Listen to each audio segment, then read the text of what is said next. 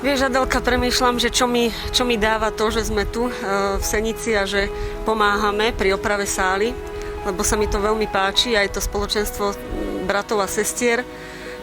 To, že sem chodíme, tak sa tu cítim taká spokojná, taká šťastná, lebo není tu žiaden stres, nikto ťa nenaháňa, nikto ťa nestresuje, že toto rýchlo urob, tamto rýchlo urob a rýchlo a nemáš sa nikedy najesť alebo mať prestávku, pretože v práci tam musíš makať, robiť, ale tuto je to také všetko odľahčené. Aj to, že sa ráno pomodlíme s bratmi aj so sestrami a rozdelíme si úlohy, že keď dorobíme, tak ideme a pýtame si prácu ďalej, ale to neznamená, že len robíme, ale aj sa spolu rozprávame, hovoríme si zážitky, kto kedy prišiel v pravde, alebo do pravdy, alebo aké mali silné pocity, keď začínali v pravde a možno nejaké skúsenosti a to je také povzbudivé aj pre nás. A takisto sa mi páči aj to, ako nás bratia a sestry občerstvujú počas tých prestávok, tí 10. obed alebo ten olovrant, že sa tak pekne o nás starajú. Že toto je ozaj to, čo človek pociťuje, to práve šťastie, ktoré možno nám chýbalo, keď sme boli svetáčky. Čo ty na to hovoríš?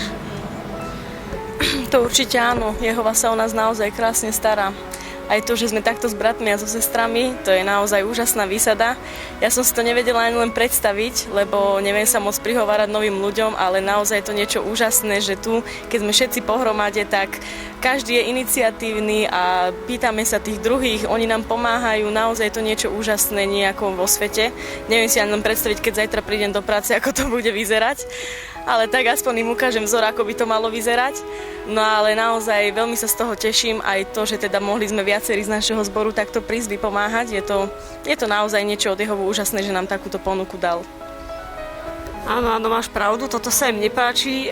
Hlavne ja som mala na začiatku strach, keď som išla prvýkrát, že keď sem prídem, noví ľudia, či ja sa budem s nimi rozprávať, alebo ako budem reagovať na nových ľudí. Ale všetko to bolo také odľahčené, že tí bratia práve, že sa venovali nám, pýtali sa, odľahčovali, také otázky nám dávali, alebo sa pýtali, ako sa máme, ako sme my prišli do pravdy. Čiže všetko to bolo také odľahčené, také, že som sa ozaj nemusela báť a cítila som sa to ozaj jak v rodine veľkej. To sa mi páči. Jak doma. Áno, presne. Ale vieš čo, teraz ti niečo poviem. Tak toto lešenie, ktoré tu teraz vidíš, by sme mali dať do pár sekúnd dole. Čo ty na to? Poďme na to.